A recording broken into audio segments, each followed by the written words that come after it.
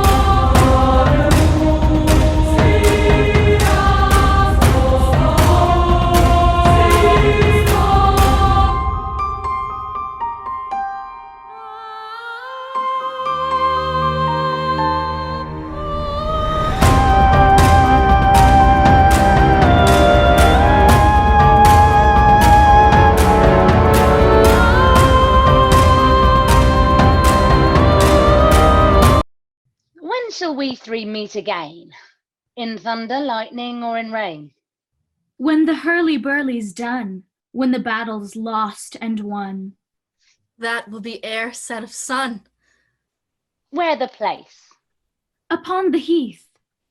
There to meet with Macbeth. I come, grey Malkin. Paddock calls. Anon.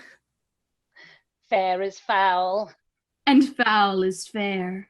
Hover through the fog and filthy air. What bloody man is that? He can report, as seemeth by his plight, of the revolt, the new estate. This is the sergeant, who like a good and hardy soldier fought gainst my captivity. Hail, brave friend. Say to the king the knowledge of the broil as thou didst leave it. Doubtful it stood, as two spent swimmers that do cling together and choke their arts.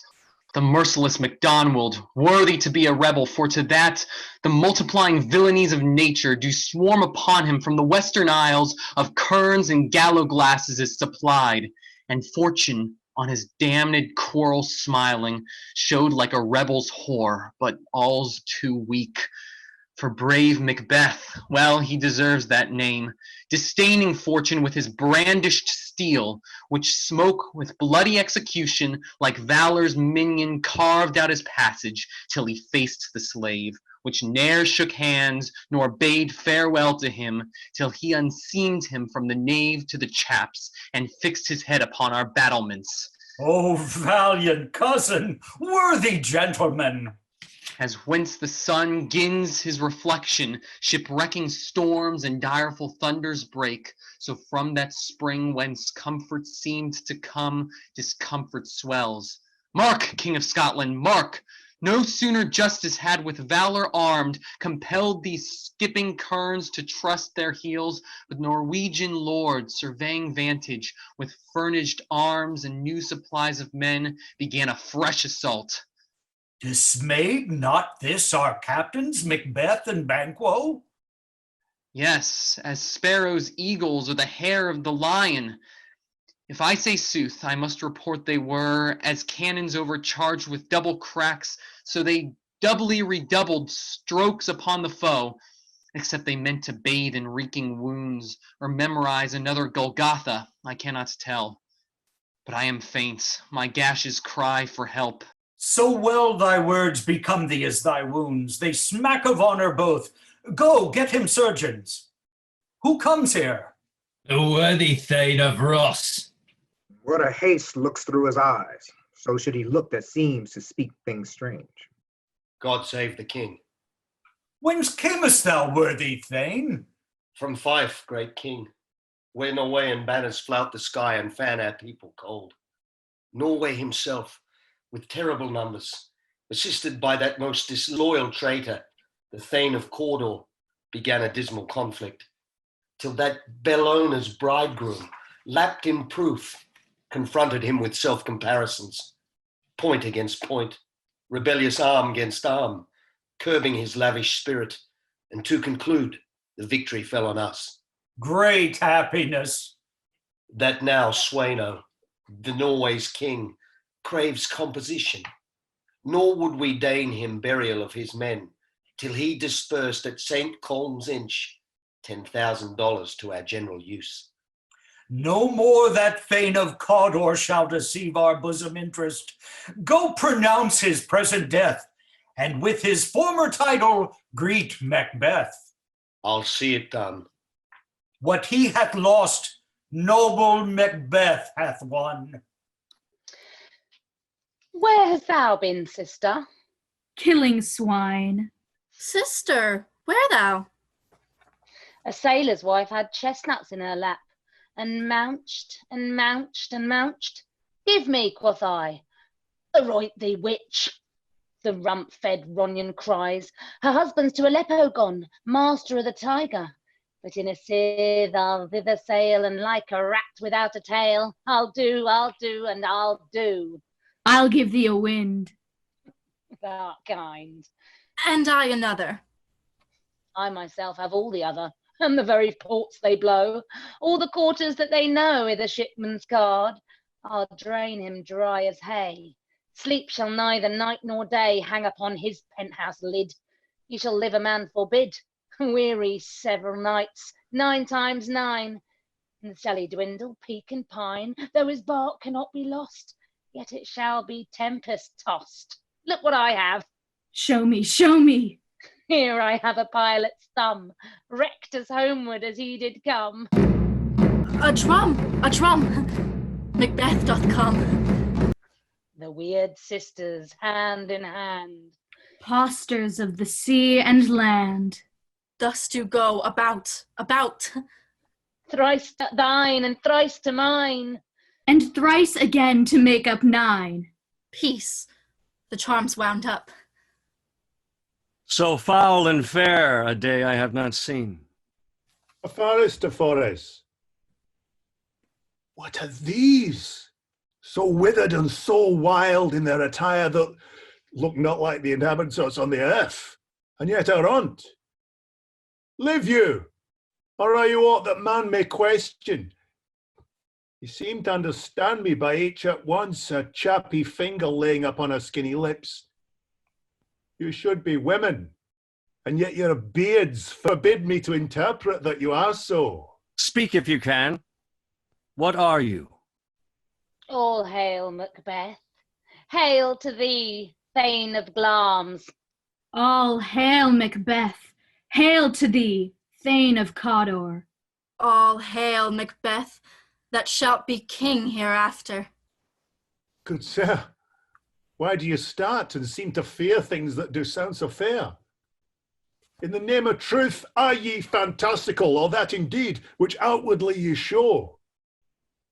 My noble partner, you greet with present grace and great prediction of noble having and of royal hope, that he seems rapt withal.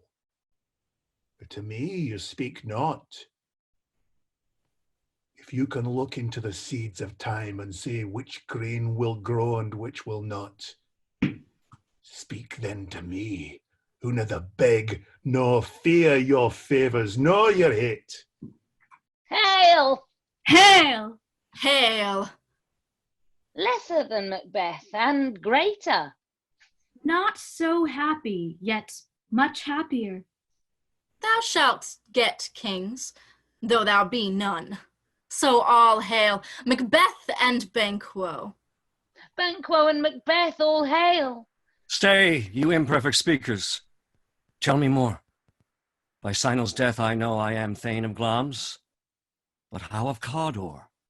The Thane of Cawdor lives, a prosperous gentleman, and to be king stands not within the prospect of belief, no more than to be Cawdor. Say from whence you owe this strange intelligence, or why upon this blasted heath you stop our way with such prophetic greeting. Speak, I charge you. The earth hath bubbles, as the water has, and these are of them. Whither have they vanished? Into the air, and what seemed corporal melted as breath into the wind. Would they had stayed?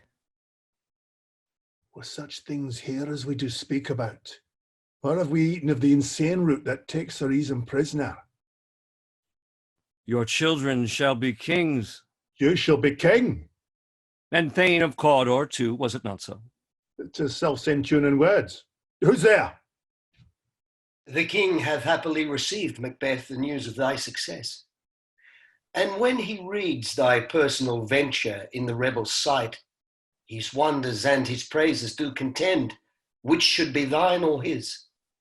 Silenced with that, in viewing o'er the rest of the self-same day, he finds thee in the stout Norwegian ranks, nothing afeard of what thyself didst make, strange images of death, as thick as tale came post with post, and every one did bear thy praises in his kingdom's great defence, and poured them down before him.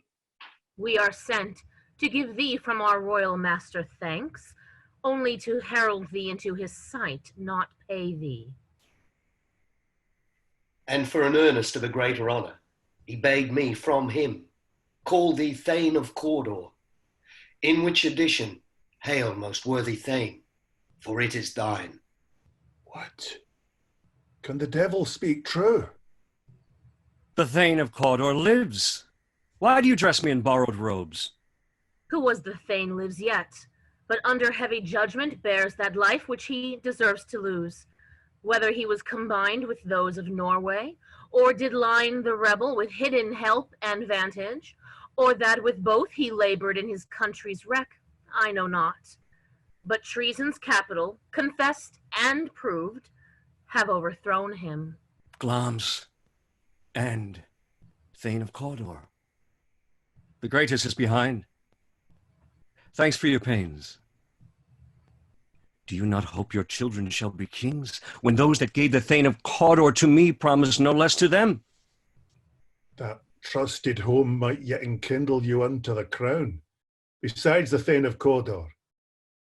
But 'tis strange, and oftentimes to win us to our harm, the instruments of darkness tell us truths, win us with honest trifles, to betray in deepest consequence. Cousins, a word, I pray you. Two truths are told, as happy prologues to the swelling act of the imperial theme. I thank you, gentlemen. This supernatural soliciting cannot be ill, cannot be good. If ill, why hath it given me earnest of success, commencing in a truth? I am Thane of Cawdor. If good, why do I yield to that suggestion whose horrid image doth unfix my hair and make my seated heart knock at my ribs against the use of nature? Present fears are less than horrible imaginings. My thought, whose murder yet is but fantastical, shakes so my single state of man that function is smothered in surmise, and nothing is but what is not. Look how our partner's wrapped. If chance will have me king, why, chance may crown me without my stir. New horrors come upon him, like how strange garments cleave not to their mould, but with the aid of use. Come what come may, Time and the hour runs through the roughest day. Worthy Macbeth, we stay upon your leisure. Give me your favor, my dull brain was wrought with things forgotten. Kind gentlemen, your pains are registered where every day I turn the leaf to read them. Let us toward the king. Think upon what hath chanced, and at more time the interim having waited, let us speak our free hearts, each to each other. Very gladly. Till then, enough. Come, friends. Is execution done on Cawdor? Are not those in commission yet returned? My liege, they are not yet come back, but I have spoke with one that saw him die, who did report that very frankly he confessed his treasons, implored your highness pardon, and set forth a deep repentance. Nothing in his life became him like the leaving it. He died as one that had been studied in his death, to throw away the dearest thing he owed, as 'twere a careless trifle.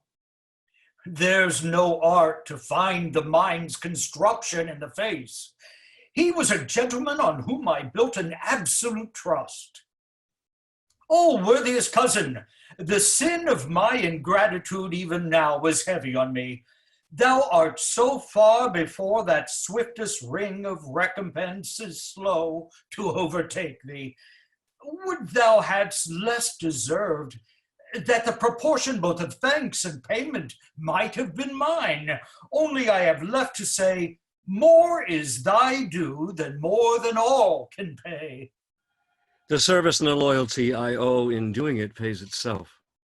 Your highness' part is to receive our duties, and our duties are to your throne and state, children and servants, which do but what they should by doing everything safe toward your love and honor. Welcome hither. I have begun to plant thee, and will harbor to make thee full of growing. Noble Banquo, thou hast no less deserved, nor must be known no less to have done so. Let me enfold thee and hold thee to my heart. There, if I grow, the harvest is your own. My plenteous joys, wanton in fullness, seek to hide themselves in drops of sorrow. Sons, kinsmen, thanes, and you whose places are the nearest, know we will establish our estate upon our eldest, Malcolm, whom we name hereafter the Prince of Cumberland, which honor must not unaccompanied invest him only, but signs of nobleness like stars shall shine on all deservers, from hence to Inverness, and bind us further to you. The rest is labor which is not used for you. I'll be myself the harbinger and make joyful the hearing of my wife with your approach. So humbly take my leave. My worthy Cawdor. The Prince of Cumberland. That is a step on which I must fall down, or else sore leap, for in my way it lies. Stars, hide your fires. Let not light see my black and deep desires. The eye wink at the hand, yet let that be which the eye fears, when it is done, to see. True worthy Banquo, he is full so valiant, and in his commendations I am fed. It is a banquet to me. Let's after him, whose care has gone before to bid us welcome. It is a peerless kinsman.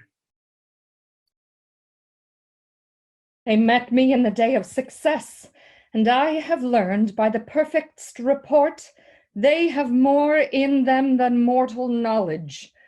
When I burned in desire to question them further, they made themselves into air, into which they vanished. Whilst I stood wrapped in the wonder of it, came missives from the king, who all hailed me Thane of Cawdor, by which title before these weird sisters saluted me and referred me to the coming on of time, with Hail, King that shalt be. This have I thought good to deliver thee, my dearest partner of greatness, that thou mightst not lose the dues of rejoicing by being ignorant of what greatness is promised thee. lay it to thy heart, and farewell. Glamis thou art, and Cawdor, and shalt be what thou art promised. Yet do I fear thy nature. It is too full of the milk of human kindness to catch the nearest way. Thou wouldst be great, but not without ambition, but without the illness should attend it. What thou wouldst highly, that wouldst thou holily. Wouldst not play false, and yet wouldst wrongly win. Thou'dst have, great Glamis, that which cries, thus thou must do if thou dost have it, and that which rather thou dost fear to do than wishest should be undone. Hie thee hither, that I may pour my spirits in thine ear, and chastise with valor of my tongue all that impedes thee from the golden round, which fate and metaphysical aid doth seem to have thee crowned withal. What is your tiding? The king comes here tonight. Thou art mad to say it. Is not thy master with him, who, wert so, would have informed for preparation? So please you, it is true. Our thane is coming. One of my fellows had the speed of him who, almost dead for breath, had scarcely more than would make up his message. Give him tending, he brings great news. The raven himself is hoarse that croaks the fatal entrance of Duncan under my battlements. Come, you spirits that tend on mortal thoughts, unsex me here and fill me from the crown to the toe top full of direst cruelty. Make thick my blood, stop up the access and passage to remorse, that no compunctious visitings of nature shake my fell purpose, nor keep peace between the effect and it. Come to my woman's breasts, and take my milk for gall, you murdering ministers, wherever in your sightless substances you wait on nature's mischief. Come, thick night, and pall thee in the dunnest smoke of hell, that my keen knife see not the wound it makes, nor heaven peep through the blanket of the dark to cry, hold, hold. Great Glamis, worthy Cawdor, greater than both by the all-hail hereafter, thy letters have transported me beyond this ignorant present, and I feel now the future in the instant. My dearest love, Duncan comes here tonight. And when goes hence? Tomorrow, as he purposes. Oh, never shall sun that morrow see. Your face, my thane, is as a book where men may read strange matters. To beguile the time, look like the time. Bear welcome in your eyes. Your tongue, your hand, look like the innocent flower, but be the serpent under't. He that's coming must be provided for, and you shall put this night's great business into my dispatch, which shall to all our nights and days to come give solely sovereign sway and masterdom. We will speak further. Only look up clear. To alter favor ever is to fear. Leave all the rest to me. This castle hath a pleasant seat. The air nimbly and sweetly recommends itself unto our gentle senses. This guest of summer, the temple-halting matlet, does approve. By his love mansion tree that the heaven's breath smells wooingly here. No jutty, frieze, buttress, no coign of vantage, but this bird hath made his pendant bed and procreate cradle. Where they most breed and haunt, I have observed, the air is delicate. See, our honored hostess, the love that follows us sometimes is our trouble, which still we thank as love.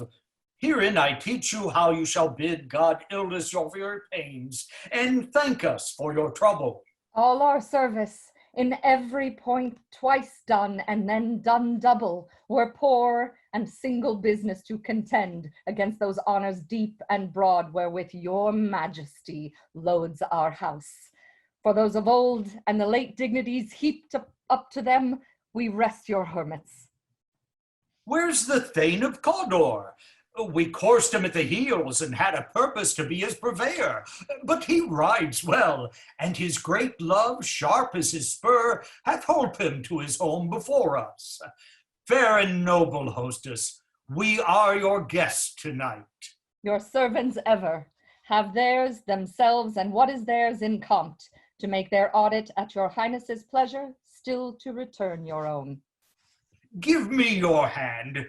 Conduct me to mine host. We love him highly, and shall continue our graces towards him. By your leave, hostess. How now? What news? He hath almost supped. Why have you left the chamber? Hath he asked for me? Know you not he has? We will proceed no further in this business. He hath honored me of late, and I have bought golden opinions from all sorts of people, which would be worn now in their newest gloss, not cast aside so soon. Was the hope drunk, wherein you dressed yourself? Hath it slept since, and wakes it now to look so green and pale at what it did so freely? From this time, such I account thy love. Art thou afeard to be the same in thine own act and valor as thou art in desire?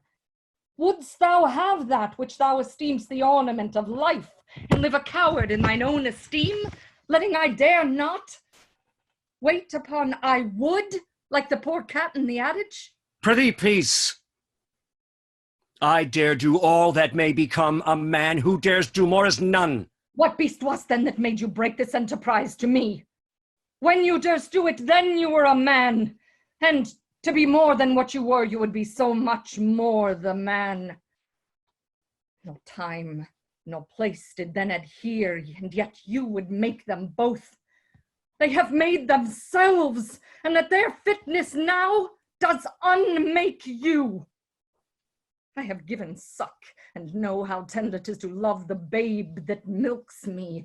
I would, while it was smiling in my face, have plucked my nipple from his boneless gums and dashed the brains out, had I so sworn as you have done to this. If we should fail. We fail! But screw your courage to the sticking place, and we'll not fail. When Duncan is asleep, whereto the rather shall his day's hard journey soundly invite him, his two chamberlains. With wine and wassail will I so convince that memory, the warder of the brain, shall be a fume, and the receipt of reason a limbeck only. When in swinish sleep their drenched natures lie as in a death, what cannot you and I perform upon the unguarded Duncan? What not put upon his spongy officers, who shall bear the guilt of our great quell? Bring forth men, children only, for thy undaunted mettle should compose nothing but males. Will it not be received where, when we have marked with blood those sleepy two of his own chamber, and used their very daggers that they have dunked?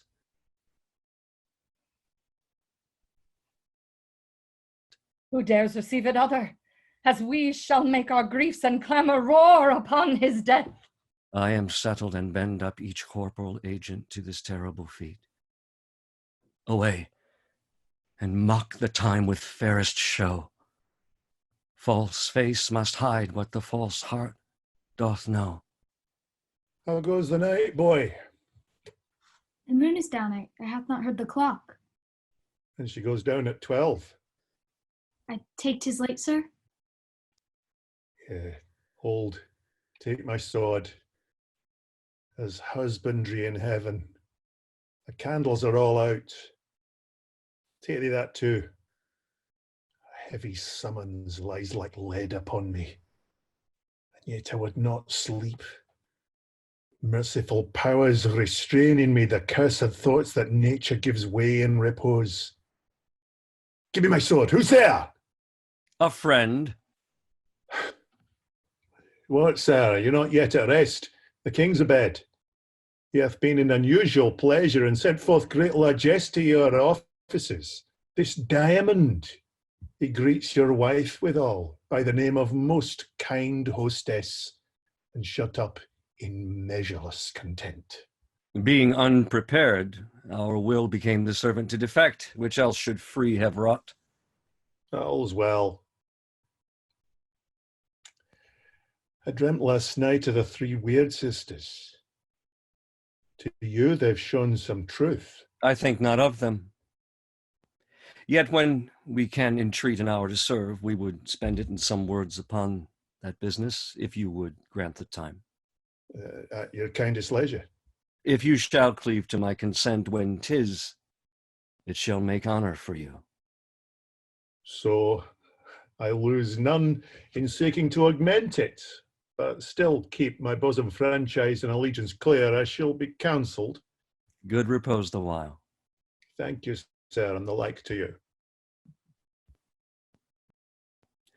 Go bid thy mistress, when my drink is ready, she strike upon the bell. Get thee to bed.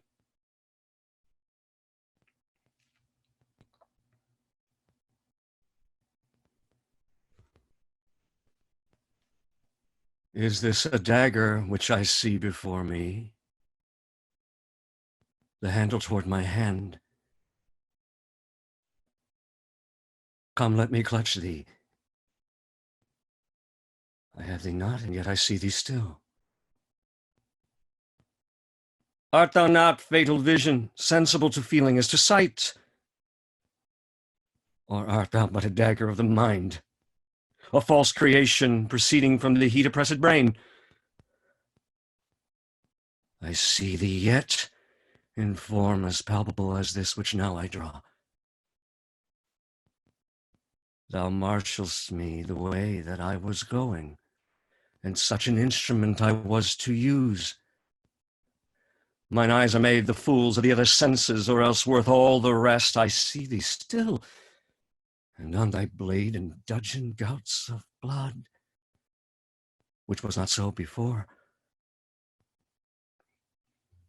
There's no such thing. It is the bloody business which informs thus to mine eyes. Now o'er the one half-world nature seems dead, and wicked dreams abuse the curtain's sleep. Witchcraft celebrates pale Hecate's offerings, and withered murder alarmed by his sentinel, the wolf, whose howls his watch, thus with his stealthy pace, with Tarquin's ravishing strides towards his design, moves like a ghost. Thou sure and firm set earth, hear not my steps, which way they walk, for fear the very stones prate of my whereabouts and take the present horror from the time which now suits with it. Whiles I threat, he lives. Words to the heat of deeds too cold breath gives.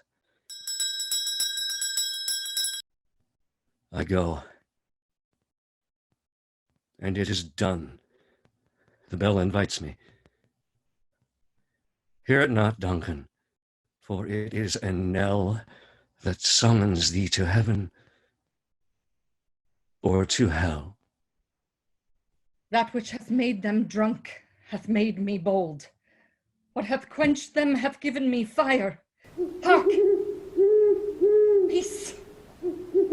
It was the owl that shrieked, the fatal bellman, which gives the sternst good night.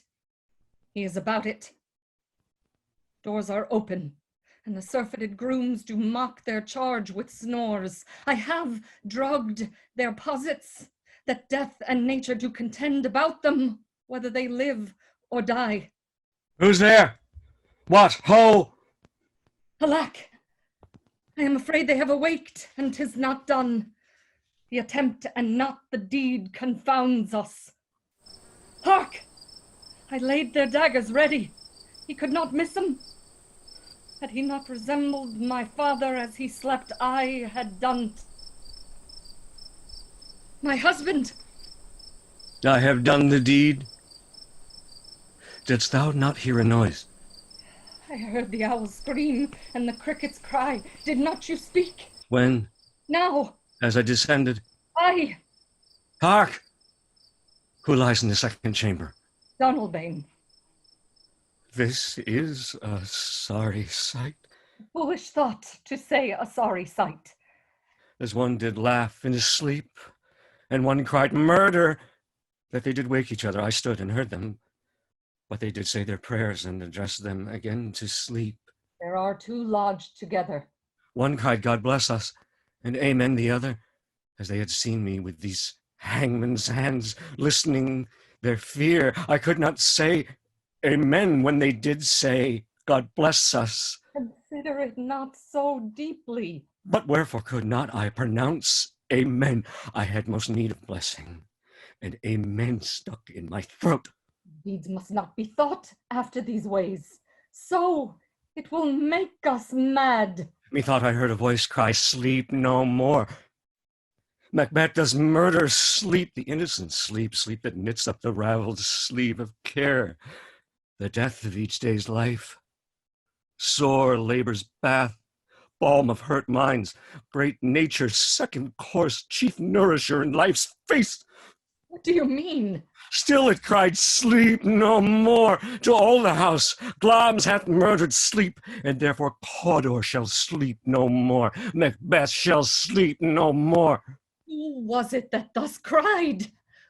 Why, worthy Thane, you do unbend your noble strength to think so brain-sickly of things.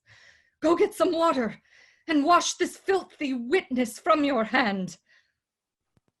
Why did you bring these daggers from the place? They must lie there. Go carry them and smear the sleepy grooms with blood. I'll go no more. I am afraid to think what I have done. Look on't again, I dare not. Infirm of purpose.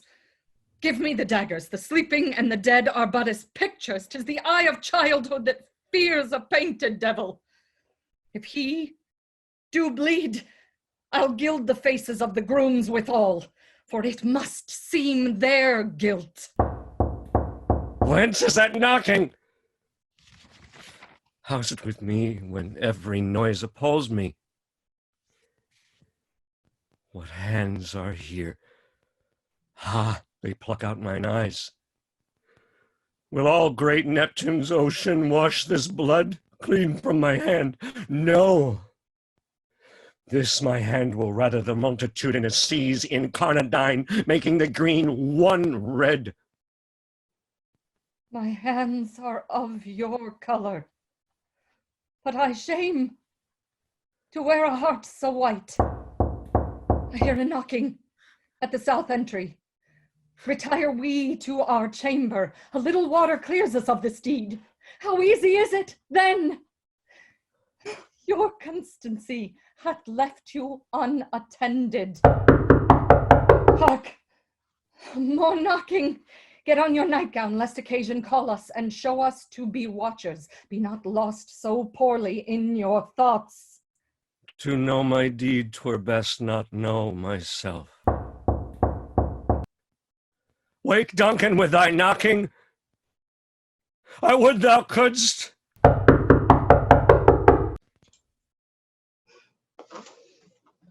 There's a knocking indeed. If a man were the porter of Hellgate, he should have old turning the key. Knock, knock, knock! Who's there? In the name of Beelzebub. Here's a farmer that hanged himself on the expectation of plenty. Come in time. Have napkins enough about you. Here, you'll sweat for it. Knock, knock. Who's there? In the other devil's name. Faith! It's an equivocator. Who could swear in both of the scales against either scale, who committed treason enough for God's sake, but could not equivocate to heaven. Come in, equivocator.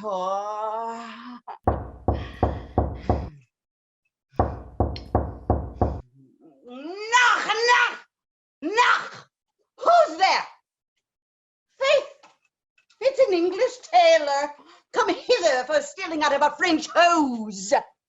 Come in, Taylor. Here you may roast your goose. Knock, knock. It's never at quiet. What are you? This place is too cold for hell. I'll devil porter it no further. I'd had thought to have let in some of all the profession who go the primrose way to the everlasting bonfire. Anon, anon, I pray you, remember the porter. Was it so late, friend, ere you went to bed, that you do lie so late? Faith, sir, we were carousing around till the second cock. And drink, sir, is a great provoker of three things. What three things does drink especially provoke? Marry, sir, nose painting, sleep, and urine. Lechery, sir. It provokes and it unprovokes. It provokes the desire, takes away the performance. Therefore, a drink can be said to be an equivocator with lechery. It makes him and it mars him. It sets him on and it takes him off. It persuades him and disheartens him. It makes him stand to and not stand to. In conclusion, it equivocates him in his sleep, giving him the lie. It leaves him. I believe drink gave thee the lie last night. It did, sir, in the very throat of me. But I requited him for his lie, and I think being too strong for him, he took my leg up sometimes. I made a shift to cast him. Is thy master stirring? Our knocking has awakened him. Here he comes. Good morrow, noble sir. Good morrow, both. Is the king stirring, worthy Thay? Not yet. He did command me to call timely on him. I have almost slipped the hour. I'll bring you to him. I know this is a joyful trouble to you, but yet 'tis one. The labor we delight in physics pain. This is the door. I'll make so bold to call, for 'tis my limited service. Goes the king hence today? He does. He did appoint so. The night has been unruly. Where we lay our chimneys were blown down, and as they say, lamentings heard in the air. Strange screams of death, and prophesying with accents terrible of dire combustion and confused events, new hatched to the woeful time. The obscure bird clamored the livelong night. Some say the earth was feverish and did shake. 'Twas a rough night. My young remembrance cannot parallel a fellow to it. Oh, horror! Horror! Horror! Tongue nor heart cannot conceive nor name thee. What's the matter? Confusion now hath made his masterpiece. Most sacrilegious murder hath broke ope the Lord's anointed temple and stole thence the life of the building. What is't you say? The life? Mean you his majesty? Approach the chamber and destroy your sight with a new Gorgon. Do not bid me speak. See and then speak yourselves. Awake! Awake! Ring the alarm bell! Murder and treason! Banquo and Donalbain, Malcolm, awake! Shake off this downy sleep, death's counterfeit, and look on death itself. Up, up, the great doom's image. Malcolm, Banquo, as from your graves rise up and walk like sprites to countenance this horror. Ring the bell! What's the business that such a hideous trumpet calls to parlay the sleepers of the house? Speak! Speak! Oh, gentle lady, 'tis not for you to hear what I can speak. The repetition in a woman's ears would murder as it fell. Oh, Banquo, Banquo, our royal master's murdered! Oh, alas, what in our house? Too cruel anywhere. Dear Duff, I prithee contradict thyself and say it is not so. Had I but died an hour before this chance, I had lived a blessed time. For from this instant there's nothing serious in mortality. All is but toys. Renown and grace is dead. The wine of life is drawn, and the mere lees is left this vault to brag of.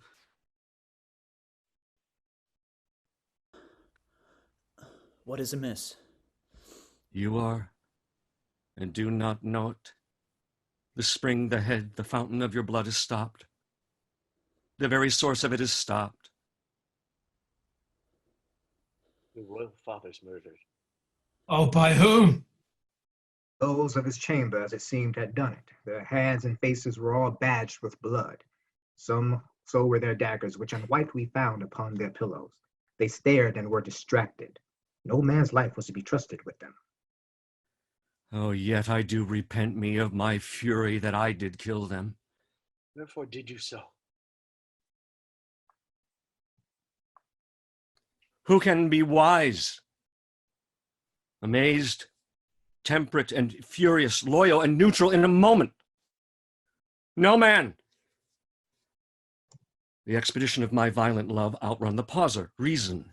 Here lay Duncan, his silver skin laced with his golden blood, and his gashed stabs looked like a breach in nature for ruin's wasteful entrance. There, the murderers, steeped in the colors of their trade. Their daggers unmannerly breached with gore. Who could refrain that had a heart to love, and in that heart courage to make love known? Help me hence! How? Look to the lady. Why do we hold our tongues that most may claim this argument for ours? What should be spoken here? Or our fate hid in an auger hole may rush and seize us? Let's away. Our tears are not yet brewed. Nor our strong sorrow upon the foot of motion. Look to the lady! When we have our naked frailties hid, that suffering exposure let us meet and question this most bloody piece of work to know it further. Fears and scruples shake us. In the great hand of God I stand, and thence against the undivulged pretense I fight of treasonous malice. And so do I. So all. Let's briefly put on manly readiness and meet in the hall together. Well contented. Well contented. What will you do? Let's not consort with them. To show an unfelt sorrow is an office which the false man does easy. I'll to England.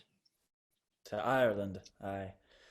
Our separated fortune shall keep us both the safer. Where we are, there are daggers in men's smiles. The near in blood, the near bloody. This murderer's shaft that shot hath not yet lighted, and our safest way is to avoid the aim. Therefore to horse, and let us not be dainty of leave-taking, but shift away. There's warrant in that theft which steals itself when there's no mercy left. 70 I can remember well, within the volume of which time I have seen hours dreadful and things strange. But this sore night hath trifled former knowings. Ah, good mother, thou seest the heavens as troubled with man's act, threatens his bloody stage. By the clock 'tis day, and yet dark night strangles the travelling lamp. Is night's predominance, or the day's shame, that darkness doth the face of earth entomb, when living light should kiss it? 'Tis unnatural, even like the deed that's done. On Tuesday last, a falcon towering in her pride of place was by a mousing owl hawked at and killed. And Duncan's horses, a thing most strange and certain, beauteous and swift, the minions of their race, turned wild in nature, broke their stalls, flung out, contending against obedience, as they would make war with mankind. 'Tis said they eat each other. They did so, to the amazement of mine eyes that looked upon't. Here comes good Macduff. How goes the world, sir, now? Why, see you not? Is't known who did this more than bloody deed? Those that Macbeth had slain. Alas the day! What good could they portend? They were suborned, Malcolm and Donalbain. The king's 2 sons are stolen away and fled, which puts upon them suspicion of the deed. Against nature still, thriftless ambition that will raven up thine own life's means. Then 'tis most likely the sovereignty will fall upon Macbeth. He is already named and gone to Scone to be invested. Where is Duncan's body? Carried to the Colmkill, the sacred storehouse of his predecessors and guardian of their bones. Will you to Scone? No, cousin, I'll to Fife. Well, I will thither. Well, may you see things well done there. Adieu, lest our old robes sit easier than our new. Farewell, mother. God's benison go with you, and with those that would make good of bad and friends of foes. Thou hast it now. King, Cawdor, Glamis, all as the weird women promised. And I fear thou playedst most foully for it. Yet it was said, it should not stand in thy posterity, but that myself should be a root and father of many kings. If there come truth from them, as upon thee, Macbeth, their speeches shine. Why, by the verities of thee made good, may they not be my oracle as well, and set me up in hope? But hush, no more. Here's our chief guest. If he had been forgotten, it had been as a gap in our great feast and all thing unbecoming. Tonight we hold a solemn supper, sir, and I'll request your presence. Let your highness command upon me, to the which my duties are with a most indissoluble tie forever knit. Ride you this afternoon? Aye, my good lord. We should have else desired your good advice, which still hath been both grave and prosperous in this day's council. But we'll take tomorrow. Is't far you ride? As far, my lord, as will fill up the time twixt this and supper. Go my host not the better, I must become the borer of the night for a dark hour or twain. Fail not our feast. My lord, I will not. We hear our bloody cousins are bestowed in England and in Ireland, not confessing their cruel parricide, filling their hearers with strange invention. But of that tomorrow, when therewithal we shall have cause of state craving us jointly.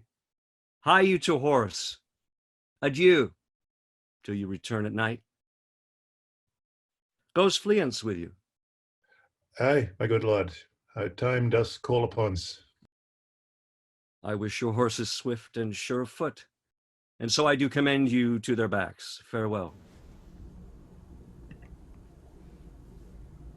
Let every man be master of his time till 7 at night. To make society the sweeter welcome, we will keep ourself till supper time alone. While then, God be with you. Sarah, a word with you. Attend those men our pleasure. They are, my lord, without the palace gate. Bring them before us. To be thus is nothing, but to be safely thus. Our fears in Banquo stick deep, and in his royalty of nature reigns that which would be feared. 'Tis much he dares, and to that dauntless temper of his mind he hath a wisdom that doth guide his valor to act in safety. There is none but he whose being I do fear, and under him my genius is rebuked, as it is said Mark Antony's was by Caesar. He chid the sisters when first they put the name of king upon me, and bade them speak to him. Then prophet-like they hailed him father to a line of kings. Upon my head they placed a fruitless crown and put a barren scepter in my grip. thence to be wrenched with an unlineal hand, no son of mine succeeding. If be so, for Banquo's issue have I filed my mind. For them the gracious Duncan have I murdered, put rancors in the vessel of my peace, only for them, and mine eternal jewel given to the common enemy of man to make them kings. The seeds of Banquo kings. Rather than so, come fate into the list and champion me to the utterance. Who's there? Now go to the door and stay there till we call.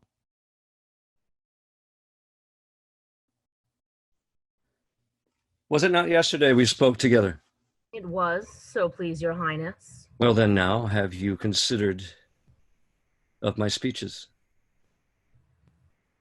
Know that it was he, in the times past, which held you so under fortune, which you thought had been our innocent self.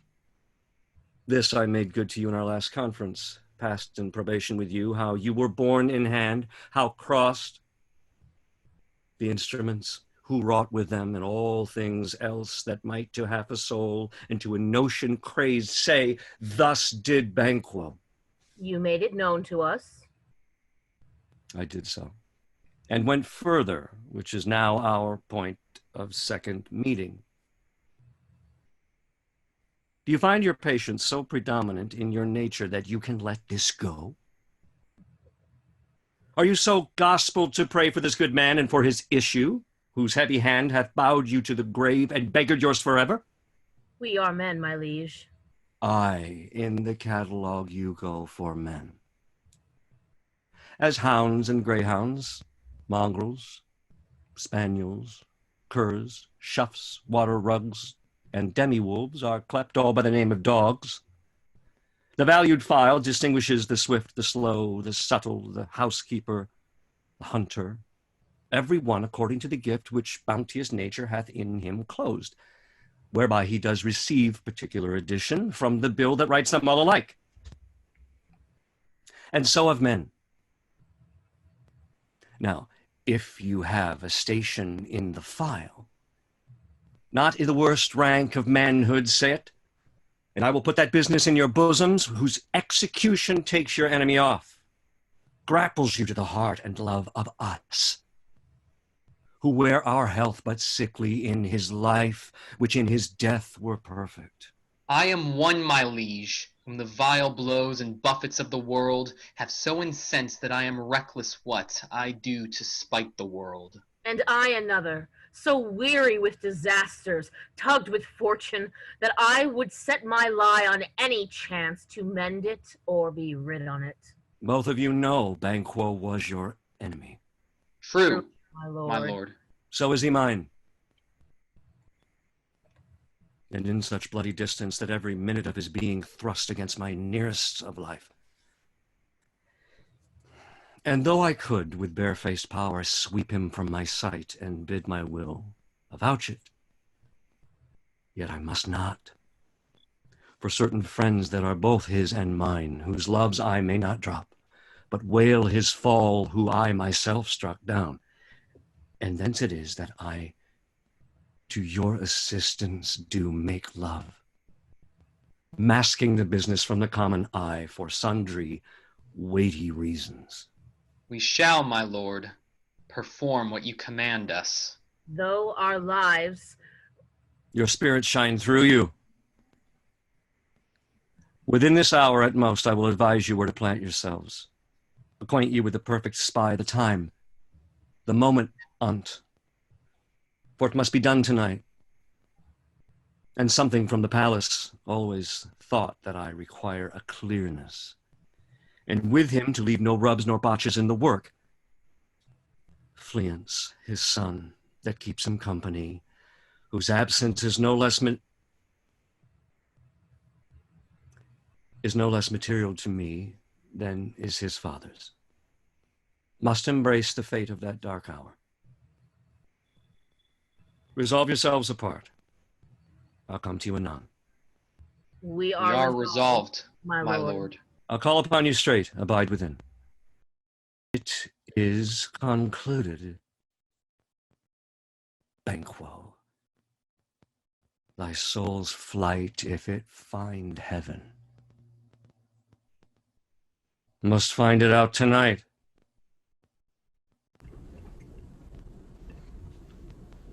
Is Banquo gone from the court? Aye, madam, but returns again tonight. Say to the king, I would attend his leisure, for a few words. Madam, I will. Naught's had, all spent, where our desire is got without consent. 'Tis safer to be that which we destroy than by destruction dwell in doubtful joy. How now, my lord? Why do you keep alone? Of sorriest fancies your companions making, using those thoughts which should indeed have died, with them they think on. Things without all remedy should be without regard. What's done is done. We have scorched the snake, not killed it. She'll close and be herself, whilst our poor malice remains in danger of her former tooth. But let the frame of things disjoint, both the worlds suffer, ere we will eat our meal in fear, and sleep in the affliction of these terrible dreams that shake us nightly. Better be with the dead, whom we, to gain our peace, have sent to peace, than on the torture of the mind to lie in restless ecstasy. Duncan is in his grave. After a life's fitful fever, he sleeps well. Treason has done his worst, nor steel, nor poison, malice domestic, foreign levy, nothing can touch him further. Come on, gentle my lord, sleek o'er your rugged looks. Be bright and jovial among your guests tonight. So shall I, love, and so I pray be you. Let your remembrance apply to Banquo.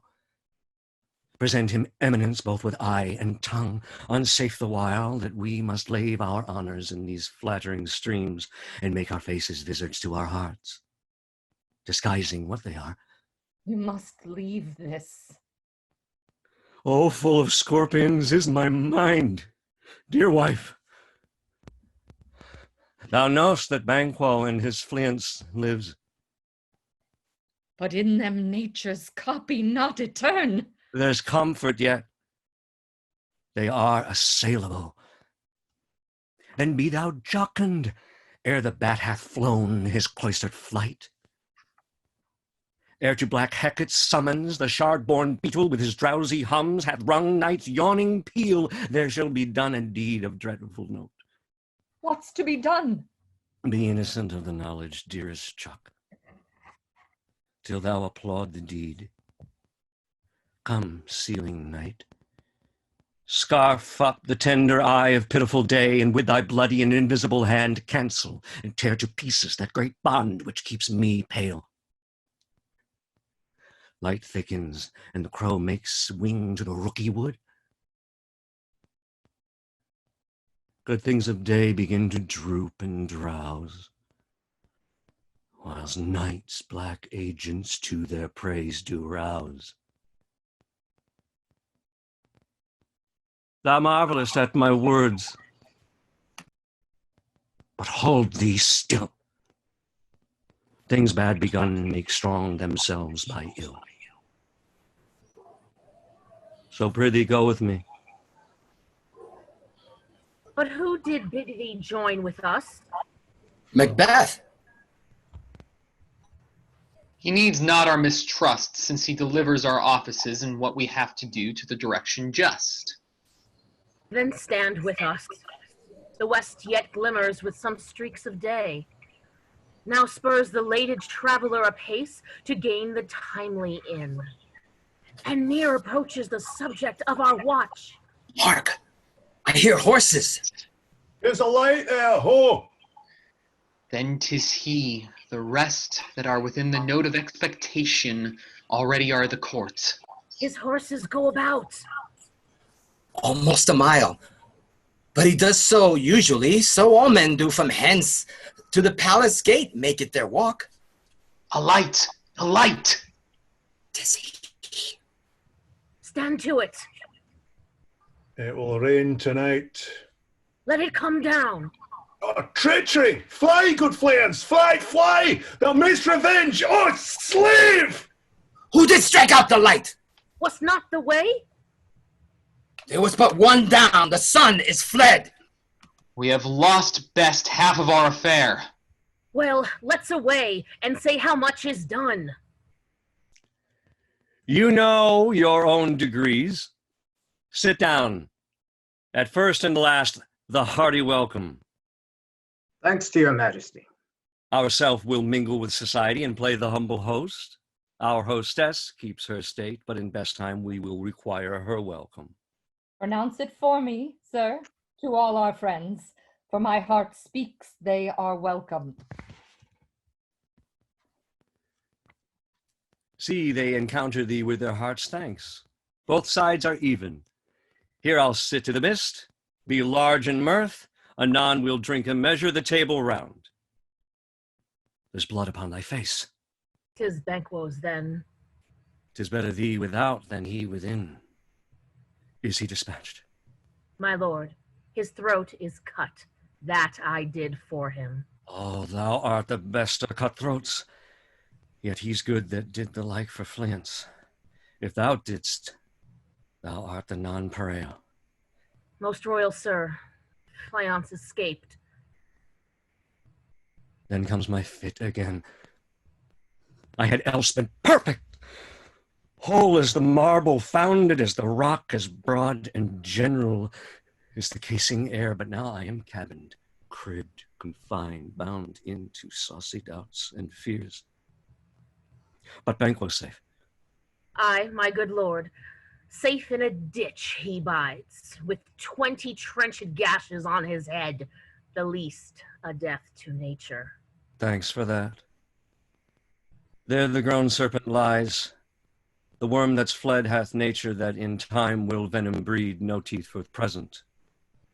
Get thee gone. Tomorrow we'll hear ourselves again. My royal lord, you do not give the cheer. The feast is sold that is not often vouched while 'tis a making. 'Tis given with welcome. To feed were best at home. From thence the sauce to meat is ceremony. Meeting were bare without it. Sweet remembrancer. Now good digestion wait on appetite and health on both. May it please your highness sit. Here had we now our country's honor roofed, were the graced person of our Banquo present, who may I rather challenge for unkindness than pity for mischance. His absence, sir, lays blame upon his promise. Pleased your highness to grace us with your royal company. The table's full. There is a place reserved, sir. Where? Here, my good lord. What is it that moves your highness? Which of you had done this? What, my good lord? Thou canst not say I did it. Never shake the gory locks at me. Gentlemen, rise. His highness is not well. Sit, worthy friends. My lord is often thus, and hath been from his youth. Pray you, keep seat. The fit is momentary. Upon a thought, he will again be well. If much you note him, you shall offend him and extend his passion. Feed and regard him not. Are you a man? I, and a bold one that dare look on that which might appall the devil. Oh, proper stuff. This is the very painting of your fear. This is the air-drawn dagger which you said led you to Duncan. Oh, these flaws and starts, impostors to true fear, would well become a woman's story at a winter's fire, authorized by her grandam. Shame itself! Why do you make such faces? When all is done, you look but on a stool. Prithee, see there. Behold. Look. Lo, how say you? Why, what care I? If thou canst nod, speak to. If charnel houses and our graves must send those that we bury back, our monuments shall be the maws of kites. What? Quite unmanned in folly. If I stand here, I saw him. Aye, for shame! Blood hath been shed ere now, in the olden time, ere human statute purged the gentle wheel. Aye, and since 2 murders have been performed, too terrible for the ear, the time has been that when the brains were out, the men would die, and there an end. But now they rise again with 20 mortal murders on their crowns and push us from our stools. This is more strange than such a murder is. My worthy lord, your noble friends do lack you. I do forget. Do not muse at me, my most worthy friends. I have a strange infirmity, which is nothing to those that know me. Come, love and health to all. Then I'll sit down. Give me some wine. Fill full. I drink to the general joy, the whole table, and to our dear friend Banquo, whom we miss. Would he were here. To all, and him we thirst, and all to all. Our duties and the pledge. Avaunt, and quit my sight. Oh, let the earth hide thee. Thy bones are marrowless. Thy blood is cold. Thou hast no speculation in those eyes which thou dost glare with. Think of this, good peers, but as a thing of custom. 'Tis no other, only it spoils the pleasure of the time. What man dare? I dare. Approach thou like the rugged Russian bear, the armed rhinoceros, or the hurricane tiger. Take any shape but that, and my firm nerves shall never tremble, or be alive again and dare me to the desert with thy sword. If trembling I inhabit, then protest me the baby of a girl. Hence, horrible shadow! Unreal mockery, hence! Why, so being gone, I am a man again. Pray you, sit still. You have displaced the mirth, broke the good meeting with most admired disorder. Can such things be and overcome us like a summer's cloud? Without our special wonder? You make me strange even to the disposition that I owe, when now I think you can behold such sights and keep the natural ruby of your cheeks when mine is blanched with fear. What sights, my lord? I pray you, speak not. He grows worse and worse. Question enrages him. At once, good night. Stand not upon the order of your going, but go at once. Good night and better health. Attend his majesty. And a kind good night to all. It will have blood, they say. Blood will have blood. Stones have been known to move, and trees to speak. Augurs and understood relations have by maggot pies and choughs and rooks brought forth the secretst man of blood.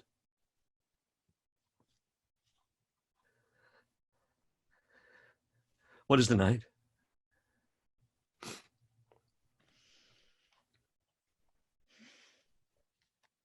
Almost at odds with morning. Which is which? How sayest thou that Macduff denies his person at our great bidding? Did you send to him, sir? I hear it by the way, but I will send. There's not a one of them, but in his house I keep a servant feed. I will tomorrow, and betimes I will, to the weird sisters, more shall they speak. For now I am bent to know by the worst means the worst, for mine own good, all causes shall give way. I am in blood stepped in so far, that should I wait no more, returning were as tedious as gore. Strange things I have in head that will to hand, which must be acted ere they may be scanned. You lack the season of all natures. Sleep. Come, will to sleep. My strange and self-abuse is the initiate fear that wants hard use.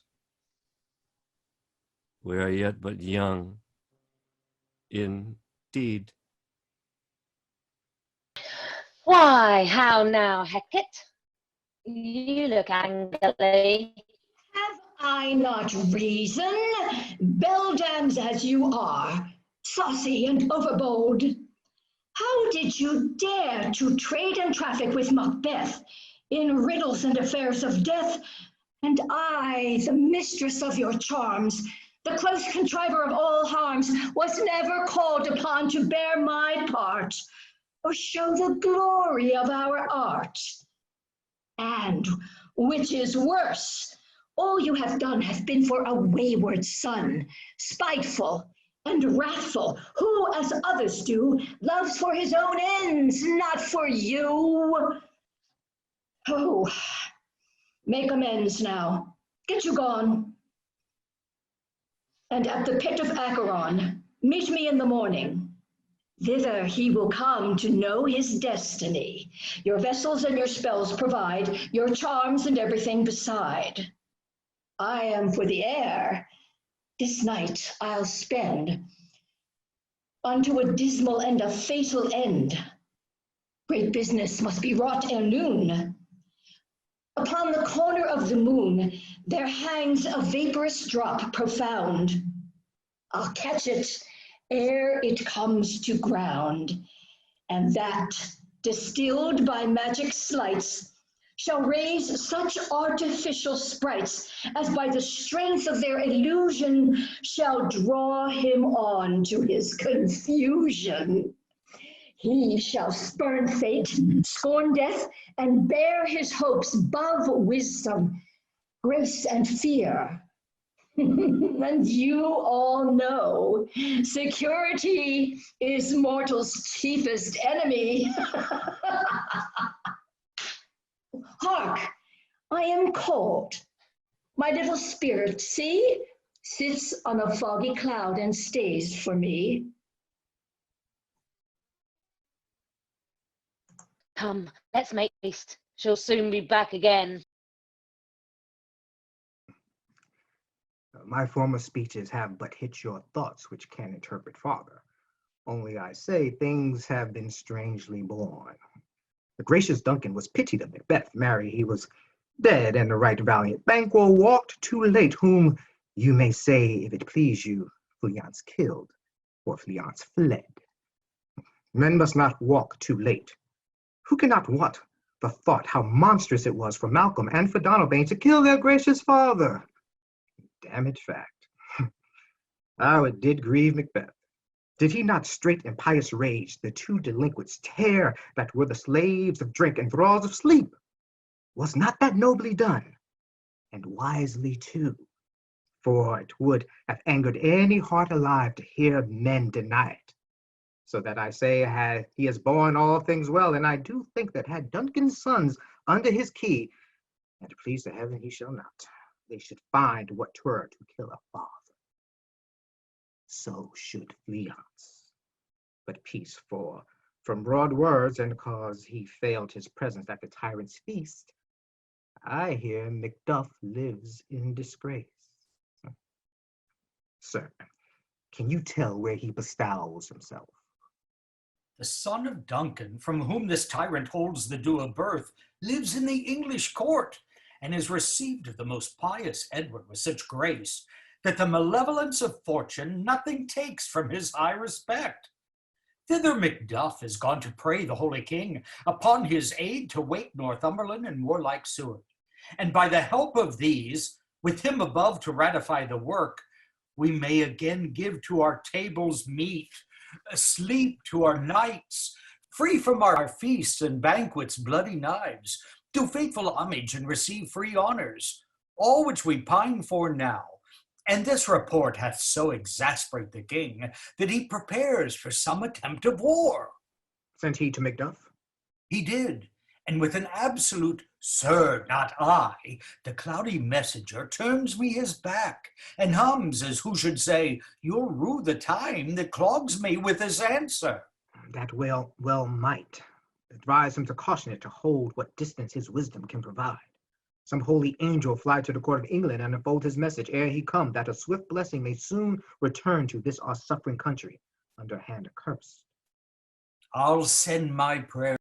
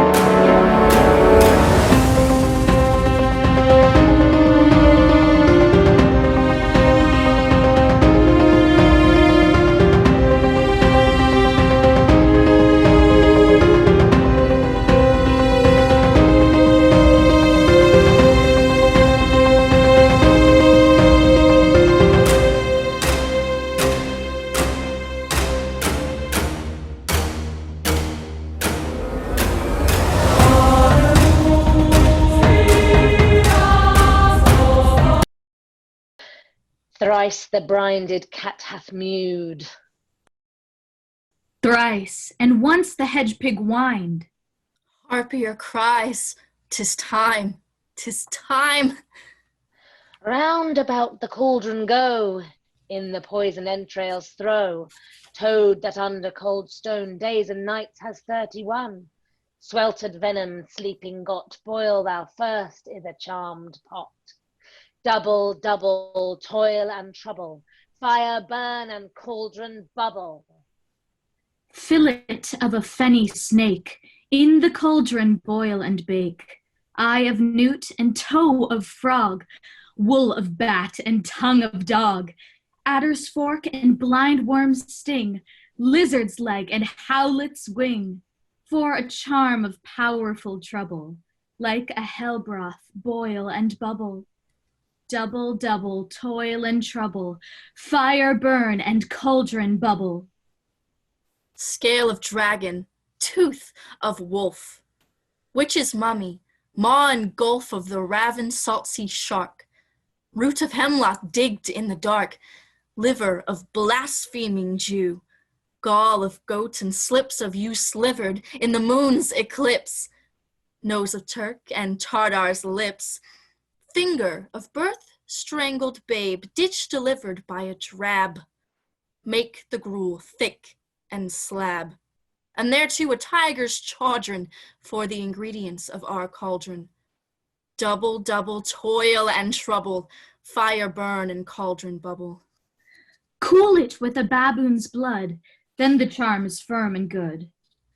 Oh, well done. I commend your pains, and everyone shall share in the gains. Now about the cauldron sing, like elves and fairies in a ring, enchanting all that you put in. By the pricking of my thumbs, something wicked this way comes. Open locks, whoever knocks.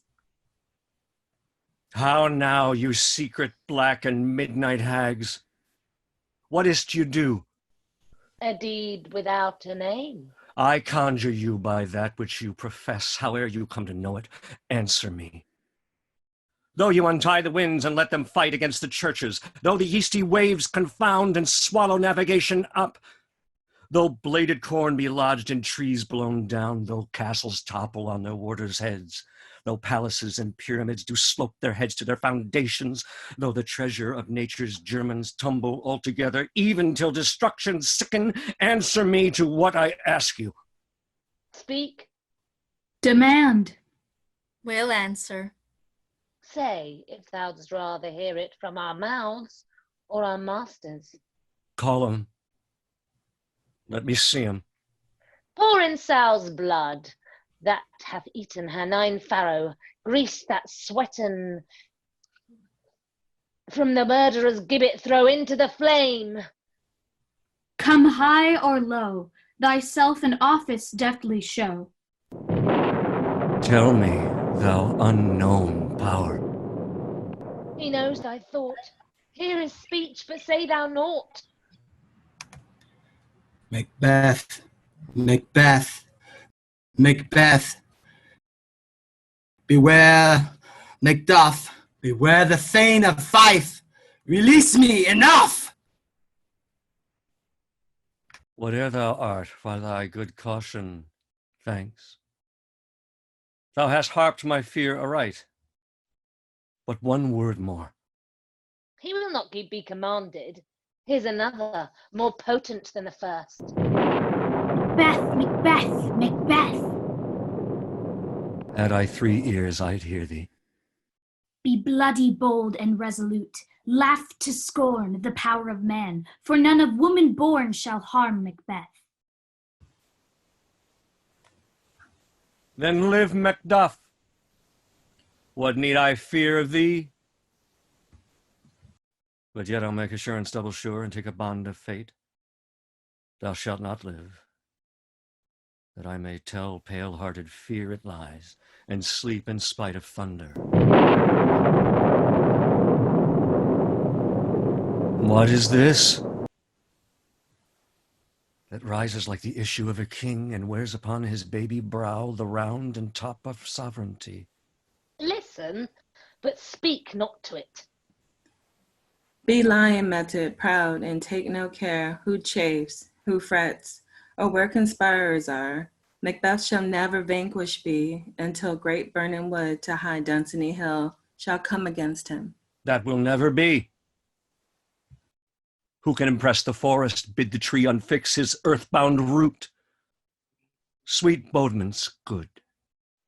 Rebellious dead, rise never till the wood of Burnham rise, and our high-placed Macbeth shall live the lease of nature, pay his breath to time and mortal custom. Yet my heart throbs to know one thing. Tell me, if your art can tell so much. Shall Banquo's issue ever reign in this kingdom? Seek to know no more. I will be satisfied. Deny me this, and an eternal curse fall on you. Let me know! Why sinks that cauldron? And what noise is this? Show. Show. Show. Show his eyes and grieve his heart. Come like shadows, so depart. Thou art too like the spirit of Banquo. Down! Thy crown does sear mine eyeballs, and thy hair, thou other gold-bound brow, is like the first. A third is like the former. Filthy hags, why do you show me this? A fourth. Start, eyes. What will the line stretch out to the crack of doom? Another, yet a seventh. I'll see no more. And yet the eighth appears, who bears a glass which shows me many more.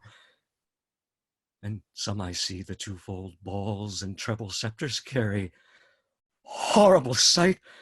Now I see 'tis true, for the blood-boltered Banquo smiles upon me and points at them for his. What, is this so? Aye, sir, all this is so. But why stands Macbeth thus amazedly? Come, sisters, cheer we up his sprites and show the best of our delights. I'll charm the air to give a sound while you perform your antic round, that this great king may kindly say our duties did his welcome pay. Where are they? Gone? Let this pernicious hour stand aye accursed in the calendar. Come in, without there. What your grace's will? Saw you the weird sisters? No, my lord. Came they not by you? No, indeed, my lord. Infected be the air whereon they ride, and damned all those that trust them. I did hear the galloping of horse. Who was't came by? 'Tis 2 or 3, my lord, that bring you word. Macduff is fled to England. Fled to England? Aye, my good lord. Time, thou anticipatest my dread exploits. The flighty purpose never is o'ertook unless the deed go with it. From this moment the very firstlings of my heart shall be the firstlings of my hand. And even now, to crown my thoughts with acts, be it thought and done, the castle of Macduff I will surprise, seize upon fife, give to the edge of the sword his wife, his babes, and all unfortunate souls that trace him in his line. No boasting like a fool.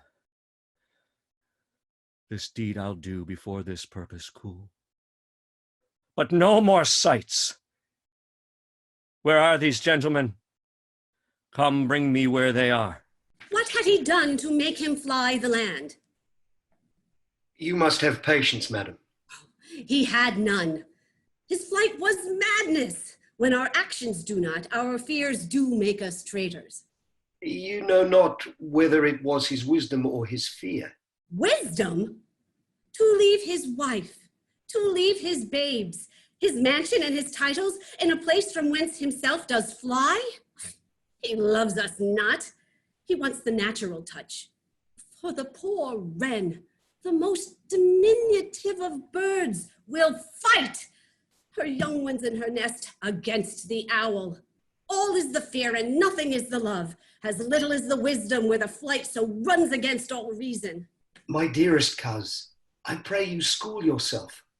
But for your husband, he is noble, wise, judicious, and best knows the fits of the season. I dare not speak much further, but cruel are the times when we are traitors and do not know ourselves, when we hold rumour from what we fear, yet know not what we fear, but float upon a wild and violent sea, each way and none. I take my leave of you. Shall not be long, but I'll be here again. Things at the worst will cease, or else climb upward to what they were before. My pretty cousin, blessing upon you. Fathered he is, and yet he's fatherless. I am so much a fool. Should I stay longer, it would be my disgrace and your discomfort. I take my leave at once. Sirrah, your father is dead. What will you do now? How will you live? As birds do, Mother. What? With worms and flies? With what I get, I mean. and so do they. Poor bird. Thou'dst never fear the net, nor the lime, the pitfall, nor the gin. Why should I, mother? Poor birds, they are not set for. My father is not dead, for all you're saying. Oh, yes, he is dead. Oh, how wilt thou do for a father? Nay, how will you do for a husband? Oh, why, I can buy me 20 at any market. Then you'll buy him to sell again. Thou speak'st with all thy wit, and yet in faith with wit enough for thee. Was my father a traitor? Aye, that he was. What is a traitor? Why, one that swears and lies. And be all traitors that do so? Every one that does so is a traitor, and must be hanged. And must they all be hanged, swear, and lie? Every one. Who must hang them? Why, the honest men. Then the liars and swearers are fools, for there are liars and swearers enough to beat the honest men and hang up them. Now God help thee, poor monkey. What how wilt thou do for a father? If he were dead, you would weep for him. If you would not, it were a good sign that I should quickly have a new father. Poor prattler, how thou talk'st. Bless you, fair dame. I am not to you known, though in your state of honor I am perfect. I doubt some danger does approach you nearly. If you will take a homely man's advice, be not found here. Hence with your little ones. To fright you thus, methinks I am too savage. To do worse to you were fell cruelty, which is too nigh your person. Heaven preserve you. I dare abide no longer. Whither should I fly? I've done no harm. But I remember now I am truly in this earthly world where to do harm is often laudable, to do good sometime, accounted dangerous folly. Why then, alas, did I put up that womanly defense to say I have done no harm? What are these faces? Where is your husband? I hope in no place so unsanctified where such as thou mayst find him. He's a traitor. Thou liest, thou shag-eared villain! What? You egg! Young fry of treachery! He has killed me, mother! Run away, I pray you! Let us seek some desolate shade, and there weep our sad bosoms empty. Let us rather hold fast the mortal sword, and like good men bestride our downfallen birthdom. Each new morn, new widows howl, new orphans cry. New sorrows strike heaven on the face, that it resounds as if it felt with Scotland, and yelled out like syllable of dolor. What I believe I'll wail, what no, believe, and what I can redress, all I shall find a time to friend, I will. What you have spoke may be so, perchance. This tyrant, whose sole name blisters our tongues, was once thought honest. You have loved him well. He hath not touched you yet. I am young, but something you may deserve of him through me, and wisdom to offer up a weak, poor, innocent lamb to appease an angry god. I am not treacherous. But Macbeth is. A good and virtuous nature may recoil in an imperial charge, but I shall crave your pardon. That which you are, my thoughts cannot transpose. Angels are bright still, though the brightest fell. Though all things fell would wear the brows of grace, yet grace must still look so. I have lost my hopes. Perchance, even there where I did find my doubts. Why, in that rawness left you wife and child? Those precious motives, those strong knots of love without leave-taking? I pray you, let not my jealousies be your dishonours, but mine own safeties. You may be rightly just, whatever I shall. Bleed, bleed, poor country. Great tyranny, lay thou thy basest sure, for goodness dare not check thee. Wear thou thy wrongs, thy title is afeard. Fare thee well, Lord. I would not be the villain that thou think'st, for the whole space that is in the tyrant's grasp, and the rich east to boot. Be not offended. I speak not as in absolute fear of you. I think our country sinks beneath the yoke. It weeps, it bleeds, and each new day a gash is added to her wounds. I think withal there would be hands uplifted in my right, and here from gracious England have I offer of goodly thousands. But for all this, when I shall tread upon the tyrant's head or wear it on my sword, yet my poor country shall have more vices than it had before, more suffer, and more sundry ways than ever, by him that shall succeed. What should he be? It is myself, I mean, in whom I know all the particulars of vice so grafted, that when they shall be opened, Black Macbeth will seem as pure as snow, and the poor state esteem him as a lamb, being compared with my confineless harms. Not in the legions of horrid hell can come a devil more damned in evils to top Macbeth. I grant him bloody, luxurious, avaricious, false, deceitful, sudden, malicious, smacking of every sin that has a name, but there's no bottom, none, in my voluptuousness.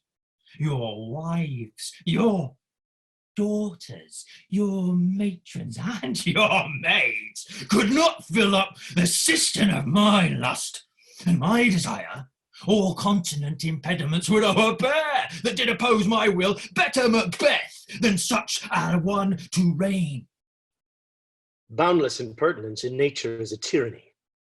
It has been the untimely emptying of the happy throne and fall of many kings.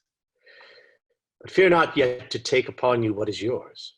You may convey your pleasures in a spacious plenty, and yet seem cold the time you may so hoodwink. We have willing dames enough. There cannot be that vulture in you to devour so many as will to greatness dedicate themselves, finding it so inclined.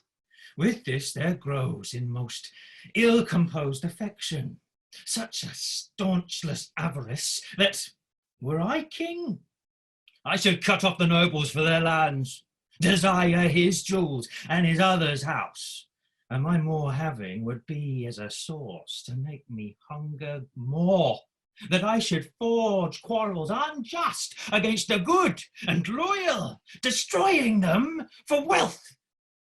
This avarice sticks deeper, grows with more pernicious root than summer-seeming lust. It hath been the sword of our slain kings. But do not fear. Scotland has poisons to fill up your will of your mere own. All these are portable, with other graces weighed. But I have none. The king becoming graces, as justice, verity, temperance, stableness, bounty, perseverance, mercy, lowliness, devotion, patience, courage, fortitude. I have no relish of them, but abound in the division of each several crime, acting in many ways. Nay, had I power, I should pour the sweet milk of concord into hell, uproar the universal peace, confound all unity on earth. Oh, Scotland, Scotland! If such a one be fit to govern, speak. I am as I have spoken. Fit to govern? No, not to live, O nation miserable with an untitled tyrant bloody sceptred. When shalt thou see thy wholesome days again, since that the truest issue of thy throne by his own interdiction stands accursed and does blaspheme his breed? Thy royal father was a most sainted king. The queen that bore thee, oftener upon her knees than on her feet, died every day she lived. Fare thee well. These evils thou repeatest upon thyself hath banished me from Scotland. O my breast, thy hope ends here. Macduff, this noble passion, child of integrity, hath from my soul wiped the black scruples, reconciled my thoughts to thy good truth and honour. Devilish Macbeth by many of these trains hath sought to win me into his power, and modest wisdom plucks me from over-credulous haste. But God above deal between thee and me. For even now I put myself to thy direction, and unspeak mine own detraction. Here abjure the taints and blames I laid upon myself as strangers to my nature. I am yet unknown to woman, never was forsworn, scarcely have coveted what was mine own. At no time broke my faith, would not betray the devil to his fellow, and delight no less in truth than life.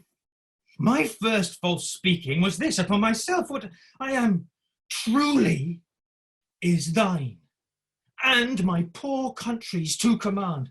Whither indeed, before thy here approach, old seaward with 10,000 warlike men already at a point was setting forth. Now we'll together, and the chance of goodness be like our warranted quarrel. Why are you silent? Such welcome and unwelcome things at once. 'Tis hard to reconcile. Well, more anon. Comes the king forth. I pray you. Aye, sir. They're a crew of wretched souls that stays cure. Their malady convinces the great essay of art, but at his touch, such sanctity hath heaven given his hands, they presently amend. I thank you, doctor. What's the disease he means? 'Tis called the evil, a most miraculous work in this good king, which often, since my here remain in England, I have seen him do. How he solicits heaven, himself best knows, but strangely visited people, as swollen, ulcerous, pitiful to the eye, the mere despair of surgery he cures, hanging a golden stamp about their necks, put on with holy prayers, and 'tis spoken. To the succeeding royalty he leaves the healing benediction. But this strange virtue, he hath a heavenly gift of prophecy, and sundry blessings hang about his throne that speak him full of grace. See who comes here. My countryman, but yet I know him not. My ever gentle cousin, welcome hither. I know him now. Good God, betimes remove the means that makes us strangers. Sir, amen. Stands Scotland where it did? Alas, poor country, almost afraid to know itself. It cannot be called our mother, but our grave, where nothing but who knows nothing is once seen to smile, where sighs and groans and shrieks that rend the air are made not marked, where violent sorrow seems a modern ecstasy.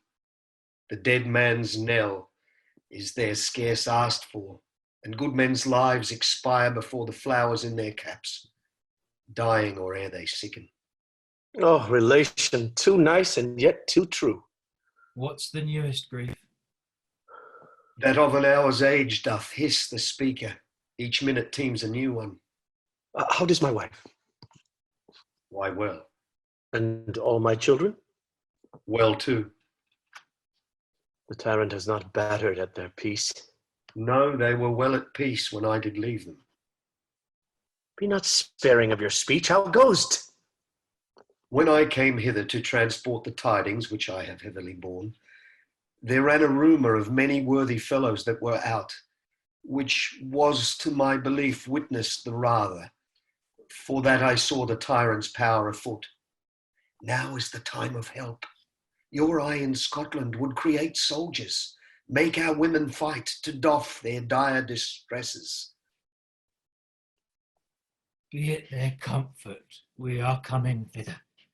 Gracious England hath lent us good seaward, and 10,000 men, an older and a better soldier, none that Christendom gives out. Would I could answer this comfort with the like. But I have words that would be howled out in the desert air, where hearing should not latch them. What concern they? The general cause, or is it fee grief due to some single breast? No mind that's honest, but in it shares some woe, though the main part pertains to you alone.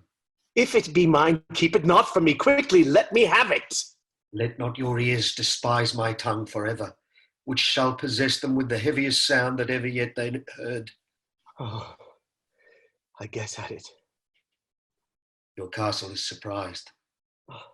Your wife and babes savagely slaughtered. To relate the matter were on the quarry of those murdered deer, to add the death of you. Merciful heaven! What, man? Never pull your hat upon your brows. Give sorrow words.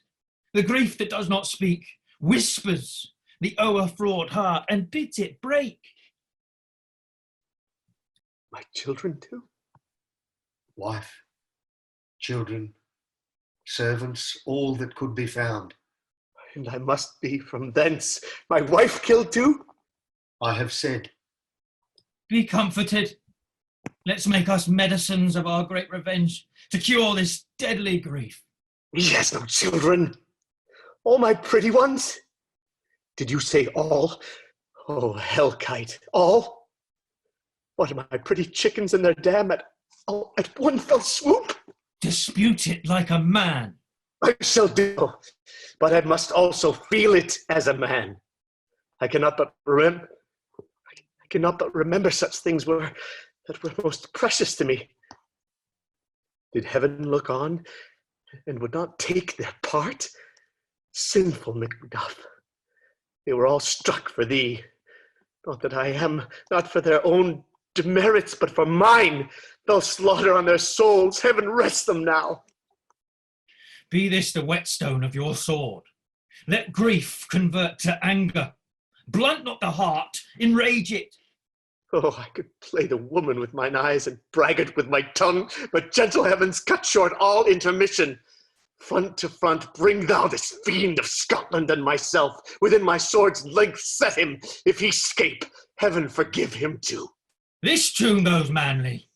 Come, we go to the king. Our power is ready. Our lack is nothing but our leave. Macbeth is ripe for shaking, and the powers above put on their instruments. Receive what cheer you may. The night is long that never finds the day. I have 2 nights watched with you, but can perceive no truth in your report. When was it she last walked? Since His Majesty went into the field, I have seen her rise from her bed, throw her nightgown upon her, unlock her closet, take forth paper, fold it, write upon it, read it, afterwards seal it, and again return to bed, yet all this while in a most fast sleep. A great perturbation in nature, to receive at once the benefit of sleep and to do the effects of watching. In this slumbery agitation, besides her walking and other actual performances, what at any time have you heard her say? That, sir, which I will not report after her. You may to me, and 'tis most meet you should. Neither to you nor anyone, having no witness to confirm my speech. Lo you, here she comes. This is her very guise, and upon my life fast asleep. Observe her, stand close. How came she by that light?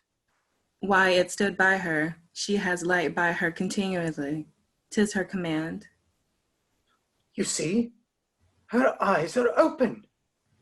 Aye, but their sense is shut. What is it she does now? Look how she rubs her hands. It is an accustomed action with her, to seem thus washing her hands. I have known her continue in this a quarter of an hour. Yet here is the spot. Hark, she speaks. I will set down what comes from her to satisfy my remembrance more strongly. Out, damned spot! Out, I say!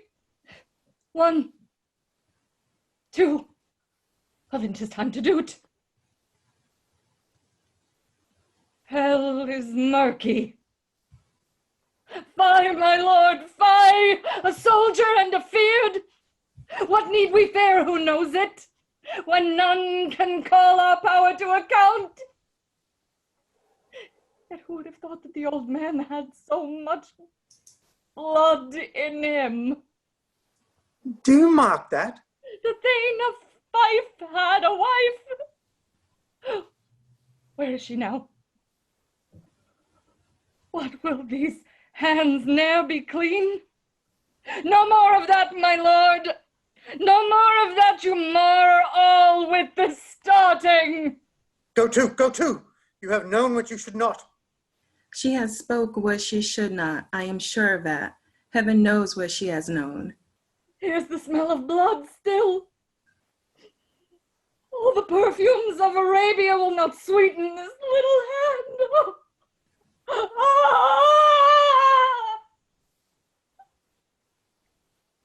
Oh, what a sigh is there. The heart is sorely charged. I would not have such a heart in my bosom for all the dignity of the whole body. Well, well, well. Pray God it be, sir. This disease is beyond my practice. Yet I have known those which walked in their sleep who have died holily in their beds. Wash your hands. Put on your nightgown. Look not so pale. I tell you again, Banquo's buried. He cannot come out on's grave. Even so. To bed, to bed! There's knocking at the gate. Come, come, come, come! Come, give me your hand. What's done cannot be undone.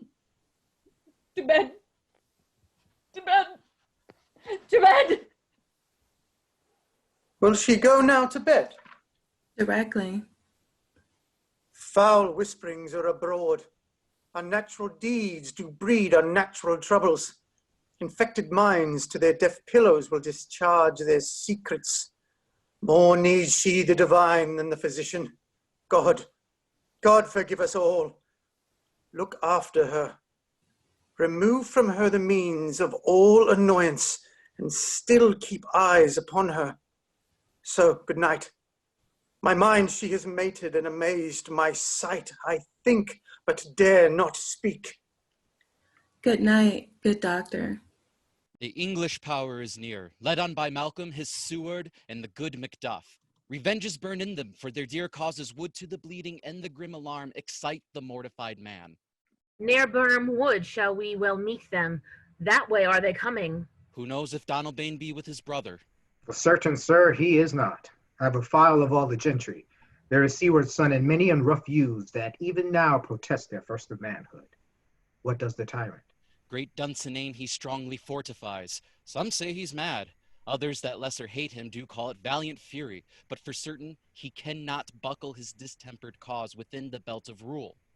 Now does he feel his secret murders sticking on his hands. Now minutely revolts upbraid his faith breach.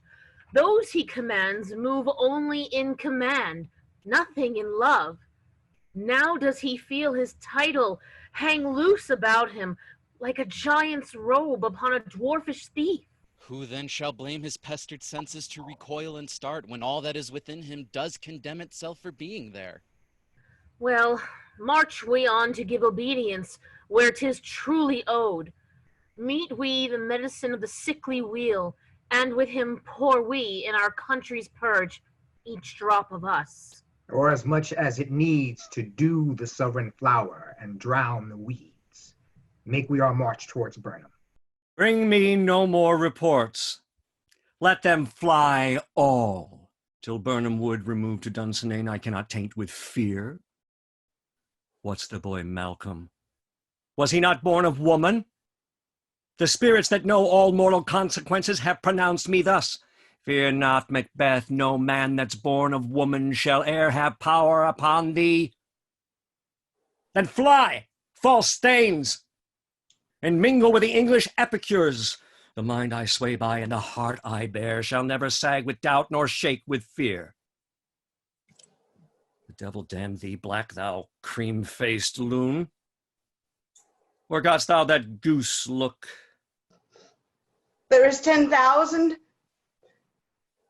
Geese, villain. Soldiers, sir. Go, prick thy face and overread thy fear, thou lily-livered boy. What soldiers, Patch? Death of thy soul. Those linen cheeks of thine are counselors to fear. What soldiers, Wayface? The English force. And so please you. Take thy face hence.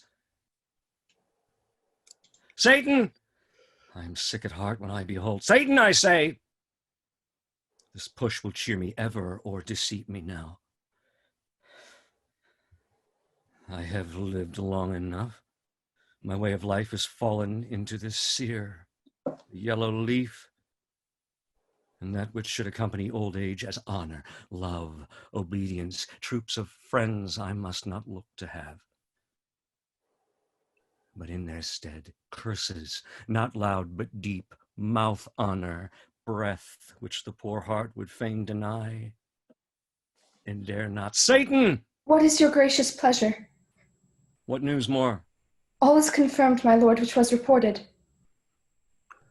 I'll fight till from my bones my flesh be hacked. Give me my armor. 'Tis not needed yet. I'll put it on. Send out more horses, scur the country round, hang those that talk of fear. Give me mine armor. How does your patient, doctor? Not so sick, my lord, as she is troubled with thick-coming fancies that keep her from her rest. Cure her of that. Canst thou not minister to a mind diseased?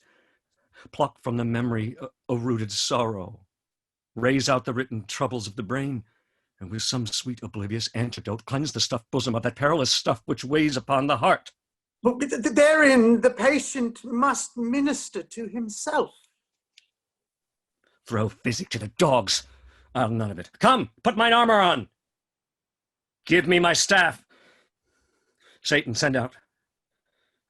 Doctor, the thanes fly from me. Come, sir, dispatch! If thou couldst, doctor, cast the water of my land.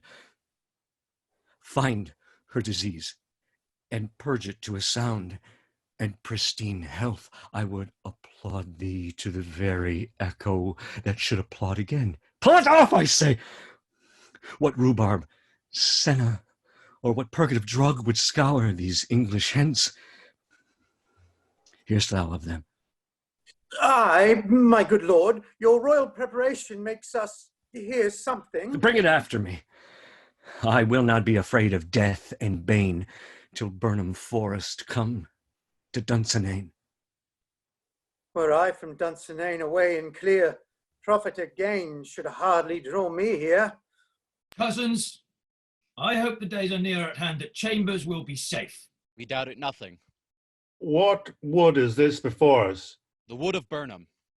Let every soldier hew him down a bough, and bear it before him. Thereby shall we shadow the numbers of our host, and make discovery err in report of us. It shall be done. We learn no other, but the confident tyrant keeps still in Dunsinane, and will endure our setting before it. 'Tis his main hope.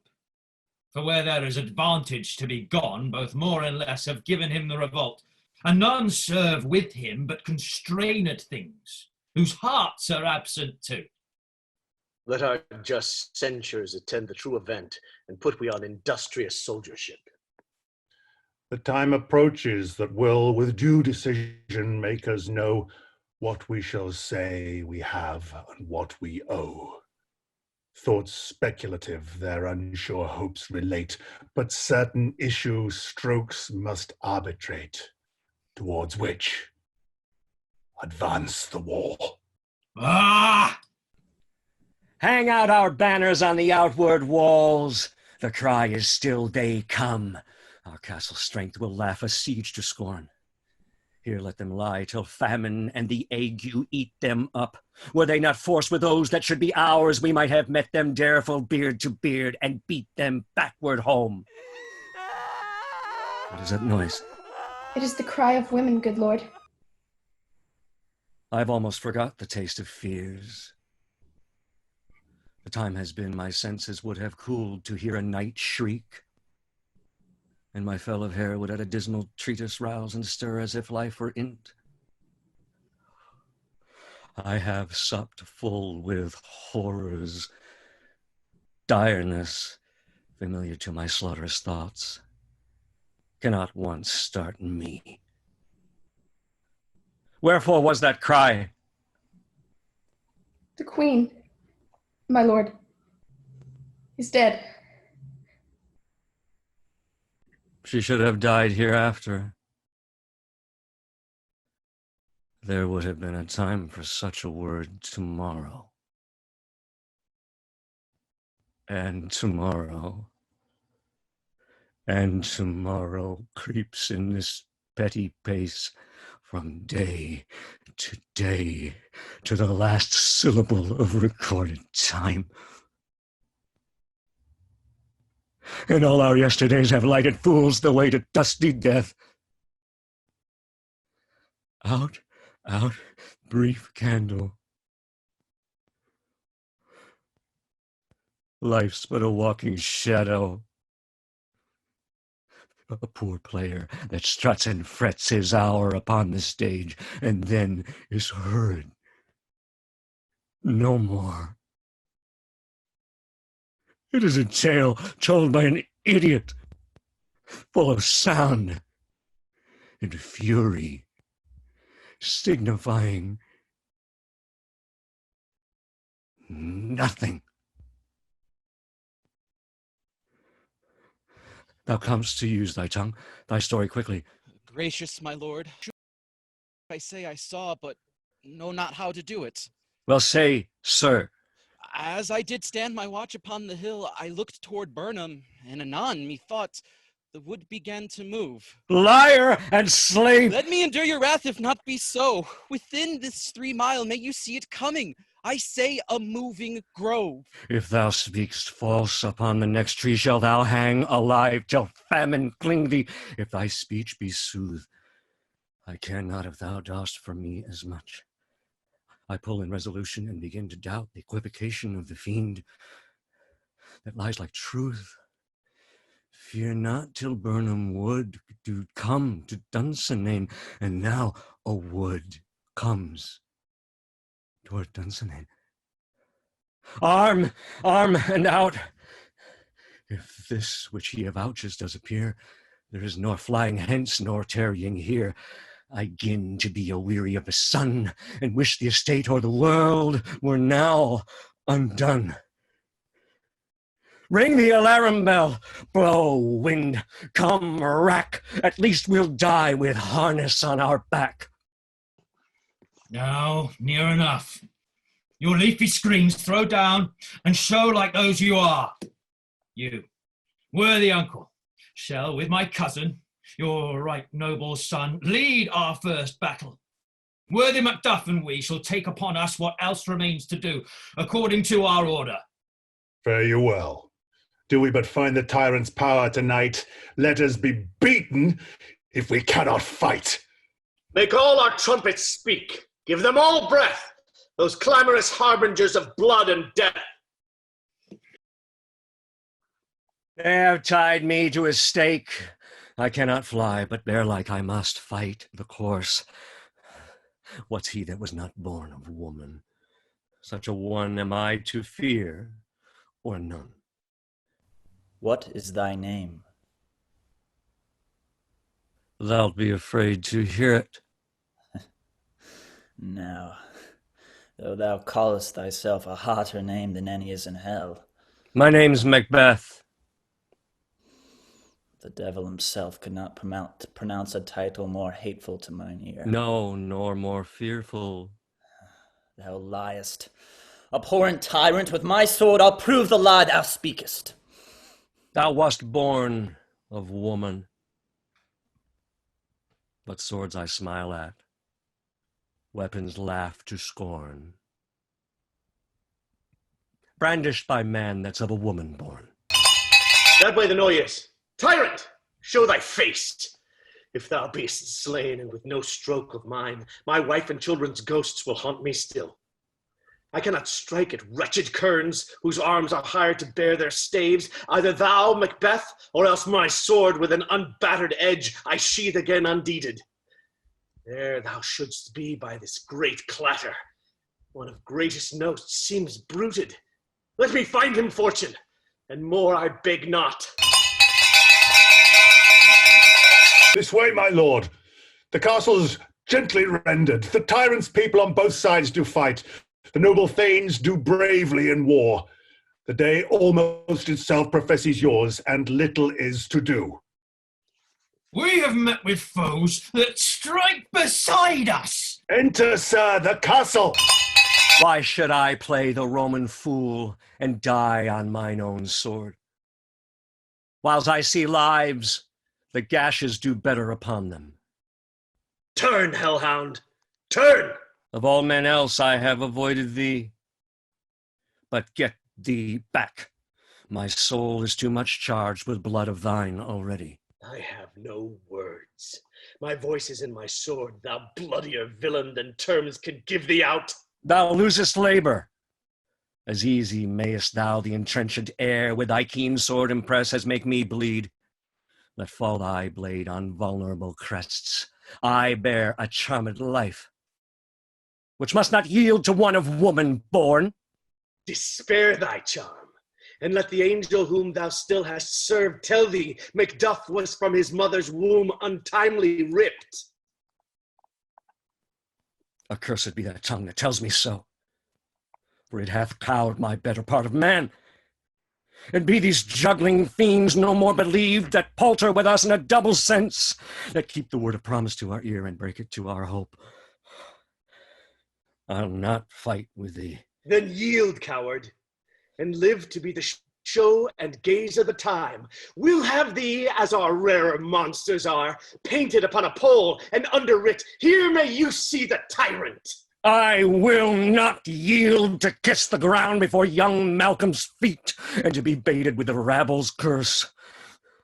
Though Burnham would be come to Dunsinane, and thou opposed being of no woman born, yet I will try the last. Before my body I throw my warlike shield. Lay on, Macduff, and damned be him that first cries, "Hold, enough!" I would the friends we miss was safe arrived.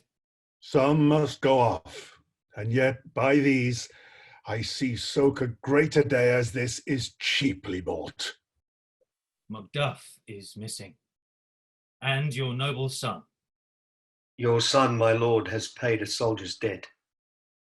He only lived but till he was a man, the which no sooner had his prowess confirmed in the unshrinking station where he fought, but like a man he died.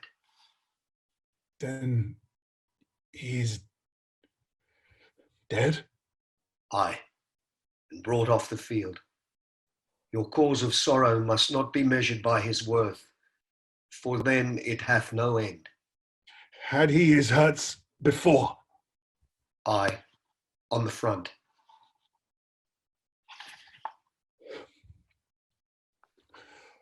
Why then God's soldier be he. Had I as many sons as I have hairs, I would not wish them to a fairer death.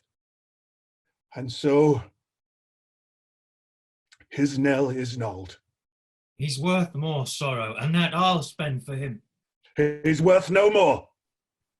They say he parted well and paid his score.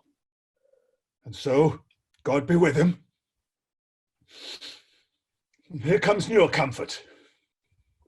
Hail, King! For so thou art, behold where stands the usurper's cursed head. The time is free. I see thee compassed with thy kingdom's pearl, that speak my salutation in their minds, whose voices I desire aloud with mine. Hail, King of Scotland!